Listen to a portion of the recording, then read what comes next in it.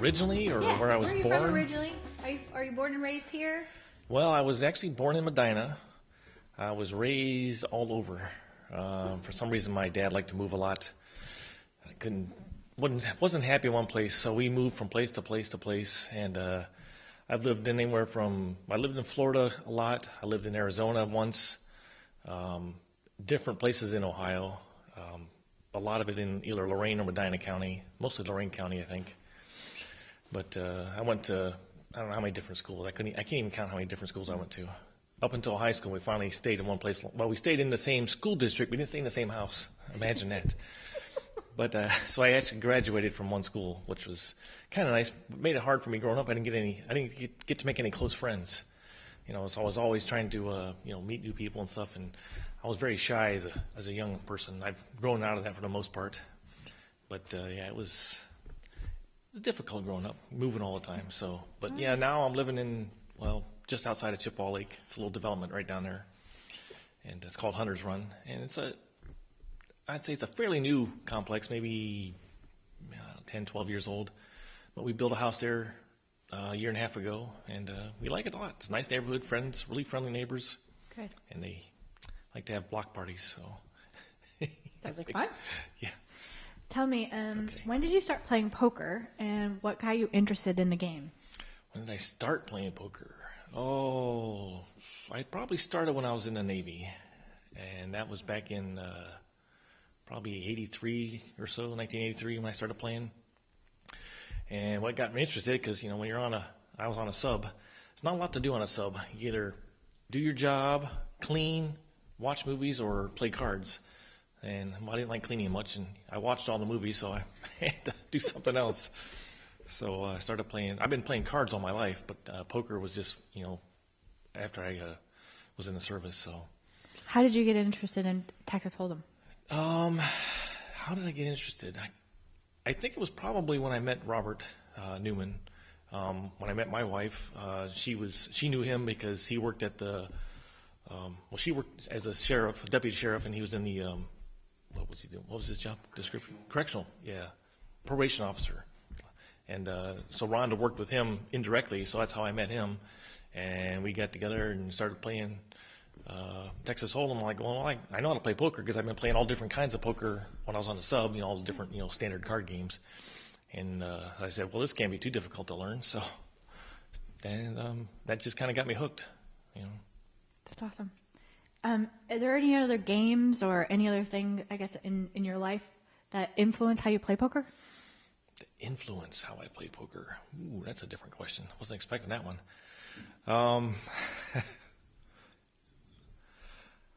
I guess just sports in general. I've been playing a lot of sports since high school, and I've always had kind of a competitive edge. I like to win. I don't like to just, come in second or just show up. That's no fun. I did a lot of track in high school, and I won a lot of events. And matter of fact, when I was a senior, I ended up being I think they called it some kind of weird high point percentages for the number of events I was in, which I was in a lot. I won the most points out of everybody on the team. So that was kind of an accomplishment. But I've done other sports. Bowling, I've really been competitive at bowling. Been doing that for, I don't know, forever.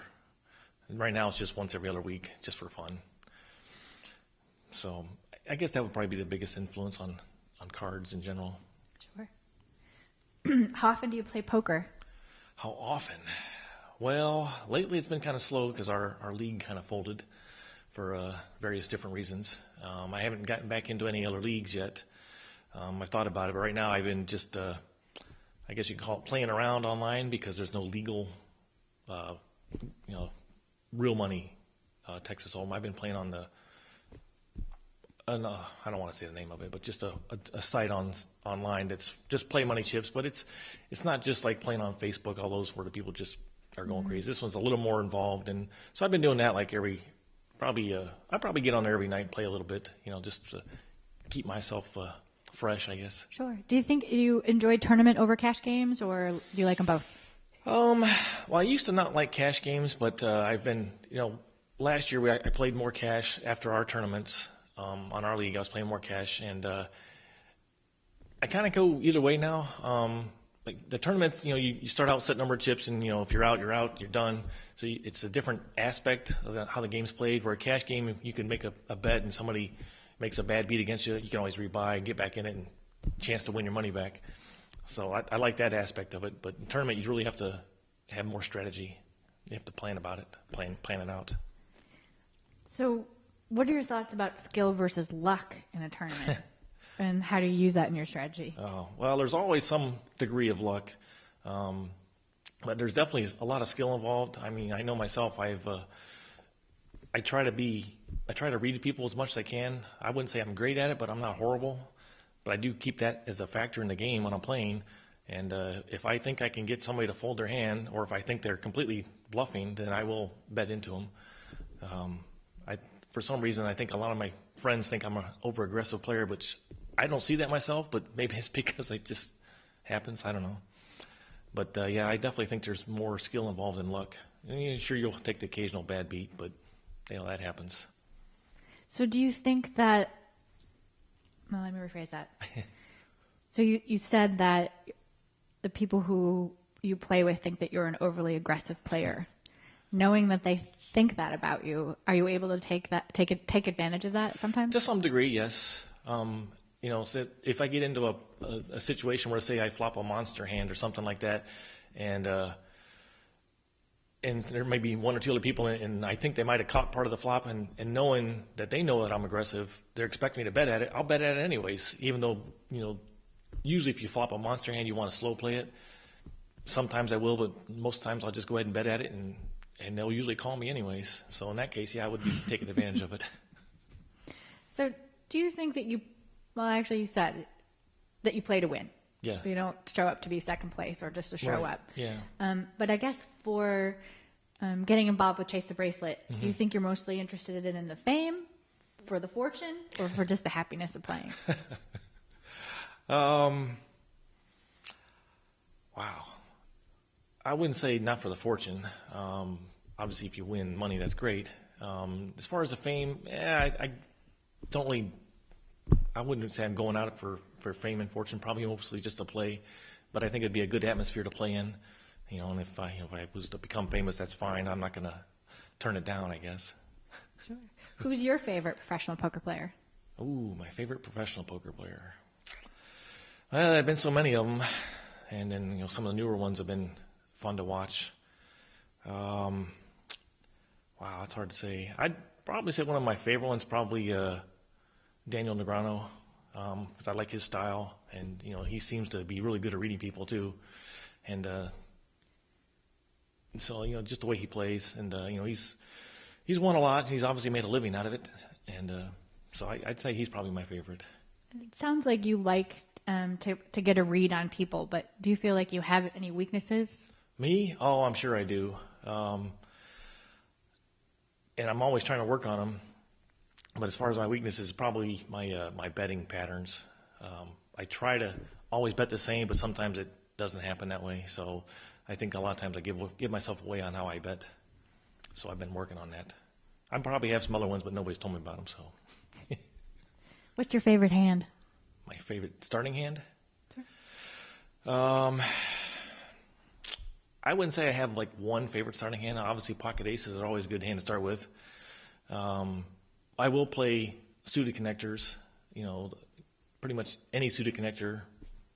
Doesn't matter what 3, 4. I've played that, and all the way up to ace, king, king, queen, whatever. Any of those are always fun to play because the potential for winning a big hand is always good. Especially the smaller suited connectors. Say if you go in with the 7, 8 of hearts or something like that, and you're raising with it, because obviously if I'm coming into a pot, I'm not just going to limp in. And you get 2 other callers, and I usually figure most people calling against me either playing big hands or, if they're just calling a raise, then they have maybe a marginal hand if they're not firing back at me. And if you happen to hit, either the flush that you're suited in, or maybe you happen to hit 7-7 king or something like that, they're not going to see it coming. So those are always fun. How do you decide when to lay a hand down when you know you're beat? When I know I'm beat? Actually, it's not too hard for me to lay a hand down. I mean, sometimes there'll be situations, but I'd say if depending on the situation of the hand, I mean, it's always situational, every hand is. But depending on how the person's betting and if I've been playing with them enough and I know enough about them and the way the hand's been played out, then I'll lay it down. But it's usually not right away. I usually have to see at least the flop or maybe the turn and see how they're doing on it. Because I know a lot of players, especially at this level, they're going to bet the flop if they're a pre-flop raiser. So in that situation, that's not going to give me any information. But if I fire back at them or just flat call them and see what they do on a turn, and if they come back out with another big raise or even just maybe a small raise, then I'll think about it. Especially if I had nothing and I think they're not going to lay it down, then I'll fold. But if I think I got a chance to push them off a hand, I won't lay it down just yet. So it just depends on the situation. How much do you read or have you read about poker? And do you think that you have a fairly good understanding of poker theories, strategies, the math? I haven't read a ton of stuff, but I've read a few things, different things. I've read some of, power poker, power hold'em, I guess you could call it. I've also read some of the theories on different hand situations, and then also about poker tells. I definitely read some books on those because I think that's a really big part of the game.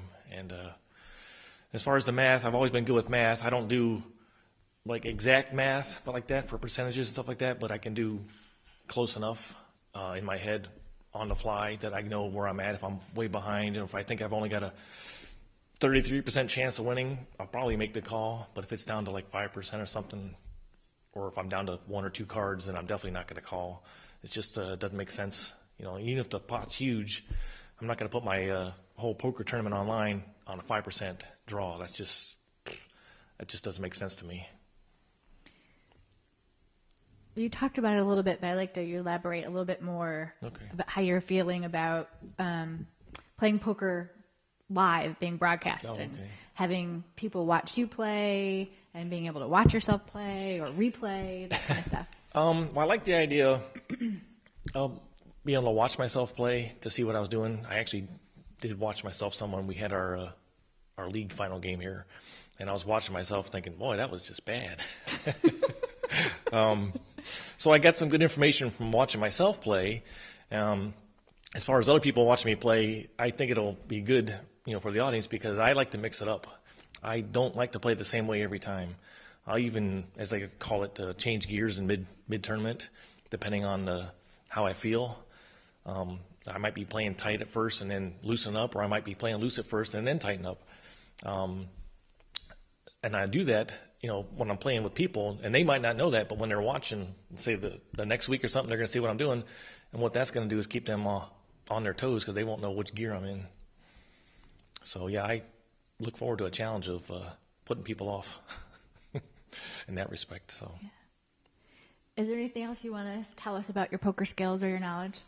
Poker skills or knowledge? Well, I think I'm fairly knowledgeable on the as far as like the hands and different percentages. Although you'll hear some of my friends say that I don't have a clue what pot odds are, but that just keeps them guessing too. And as far as skills, I think I'm pretty skillful at the whole game itself. I know there's some areas I need to work on. One of them is probably trusting my instinct, because a lot of times I won't. My instinct will tell me that I'm pretty sure I should make the call or maybe even raise, and then I'll just lay it down, and then afterwards I'm thinking, well, that was dumb. I should have just followed through with it. So that's probably my biggest thing I got to work on as far as skills go, I think. Is there anything else? Oh, we're good. That was great. All right. Yeah. Thanks. You're welcome. Thank you. Okay. Look, I didn't even get to riff on any chips. Here, let me practice. Would you like to do that? There you go. There, one pile. All right.